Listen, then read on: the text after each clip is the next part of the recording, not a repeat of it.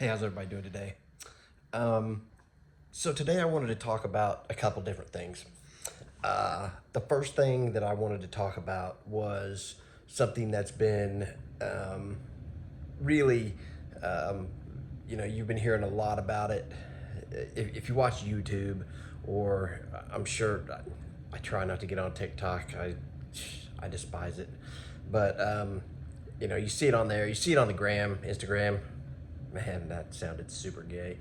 Um, but you see it on Instagram, and it's black fatigue. Um, I'm sure you guys have all heard of black fatigue. If you haven't heard of black fatigue, my the way I see it is we're just getting tired of it, man. Yeah, for the longest amount of time, white people have felt bad over slavery. Yeah, it sucked. I've never owned a slave. Um, I don't know that any of my friends have ever owned slaves. I haven't actually polled them on that, but I'm gonna say no. I can't, you know, I don't ever remember sliding by my buddy Kyle's house and seeing a black dude standing there and him being like, "Oh man, check out my new slave." It hasn't. I've never seen one. And I've had black friends, and to the best of my knowledge, none of them have ever been like, "Man, back when I was a slave, it was fucking awful." So I don't think that is a thing anymore.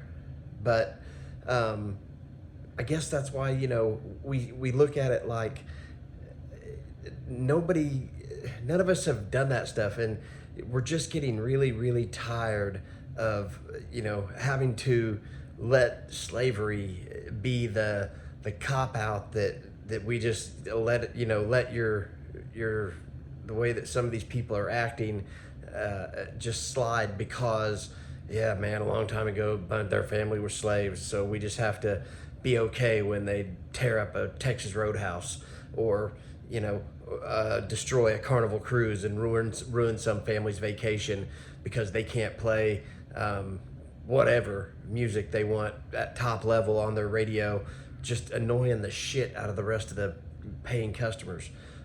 Just because you paid for a ticket doesn't mean that the guy that paid for the ticket next to you has to listen to whatever shitty music you want to play. And hey, I grew up in a time where my dad said, I like both kinds of music, country and Western. So my options as to what we got to listen to when I was a kid were pretty limited. And I'm cool with that, it was always, uh, you know, here's the thing about my childhood. Um, my parents were pretty well off. So I was what you would call spoiled. Yeah, spoiled rotten. I had boats, jet skis, things like that. I felt as though I was deprived because on the weekends I didn't get to play baseball and football. I had to go to the lake. Yeah, I know, right? It sounds super awful. And as I say it as an adult, somebody pointed it out to me not too long ago. Man, Pete, you kind of sound like a dick when you say that. So I kind of changed that up a little bit. But all we really know is our own reality. And my reality was, my family went to the lake on the weekends. And looking back on it now, I was super lucky. And I'm super grateful for my parents and the things that they gave and provided for me. But the back to what I was talking about, the whole black fatigue thing. It's really getting old that we have to let things slide because some of these people just don't know how to act in public, and it really goes back to not having a father in the household. If you look at what's the number one of the biggest indicators that somebody's going to end up in prison, coming from a single parent household. Now, don't get me wrong. I divorced my son's mom, and got full custody of him when he was 3. Still had my mom was there helping raise him. His mom was around on the weekends. People that know me and know her, if you know, you know. But there is just a lot of uh, it takes a man to raise a son and turn him into a man. It takes a woman to make that kid a good man. So basically, what I'm getting at is it takes both. And when you know when these families of these black kids already start out behind the eight ball by not having dad around, it's it's sad. It's a bad situation, and I'm not saying it's 100% their fault, but I'd say 99. But yeah, the government does incentivize these women to have children out of wedlock, and you get more food stamps, you get more entitlements from the government if dad ain't around. But then again, stop spreading your legs for these pieces of shit with 5 kids from 5 other women already, thinking you're going to be the one that's going to change him. You're not. He's a piece of shit. He's always going to be a piece of shit. I don't understand what makes you think that you're going to be his queen. He doesn't want a queen. He wants a bunch of hoes.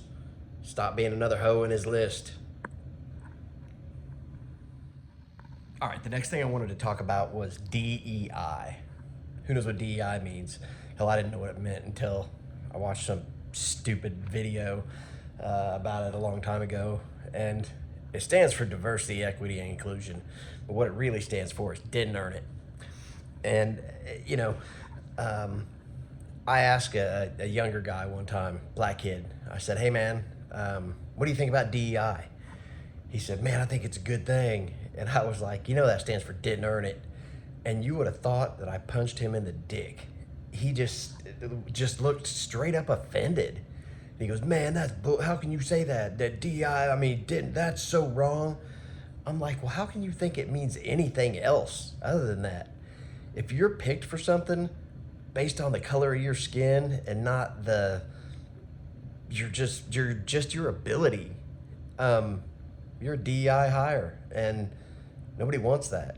Charlie Kirk said it best. If he gets on an airplane and looks up in the cockpit and sees a black guy and a chick, well, he may turn around and get off the airplane because they were probably hired over some white guy. And you know what? If those were the best 2 candidates for the job, then by all means hire them. But when you start lowering the standards to bring in other minorities, you're putting the lives of every person on that plane at risk, and it's just not cool. I used to have a buddy that would get on Tinder and these dating sites, and he would just swipe right on every single one of them, or left, whichever one was the approval swipe. I don't know. And I was like, man, what the hell are you doing? And he goes, sometimes you got to lower your standards to increase your numbers. And I don't really want to do that with airline pilots, but it still holds true. That's what we're doing when we allow DEI to happen. We are lowering our standards to increase their numbers, and it's not worth it. The old question of what if we made the NBA have equal number of Asians, an equal number of white, and an equal number of Indian athletes? Do you think that would increase or decrease the level of play? Anybody that says that it would be just as good, go check out the WNBA. I didn't even know Indiana had a team until like last year when Caitlin Clark got out there, and they hate that chick. They despise her because she's the best player in the league. They never thought it was going to happen. They never thought that the WNBA. They always thought it was going to be some big dykey looking chick like Brittany Griner, and she's shitty, and she's not a good basketball player. She could probably get smoked by any high school starting basketball player in the country. Could probably smoke her in a game of one-on-one. She could beat me, but I'm just a fat white dude. When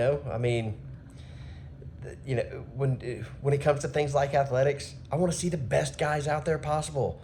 I'm a big motocross, supercross fan. When James Stewart came around, There were some people like, oh man, black guy in the sport of motocross, blah, blah, blah. Man, that dude was badass. I mean, just straight badass. I loved watching that dude ride. When he put that helmet on, he looked just like everybody else out there. And even when he took it off, I didn't give a shit because he was freaking awesome. I mean, hire the best person for the job. It doesn't matter if that person's black, white, brown, yellow, whatever. College admissions. There should not even be a place on a college admissions application form for you to put your race or your sex or anything like that. Some of these, we need to start taking some boxes off of some of these applications because, we're putting way too much emphasis on the boxes that don't matter. That's my opinion on it. And I just kind of thought of that. That's actually a pretty good idea. Let's start taking some boxes off some applications, and maybe then things will work themselves out. Those are just my thoughts, but what the hell do I know? I'm just a regular old white dude. Peace out.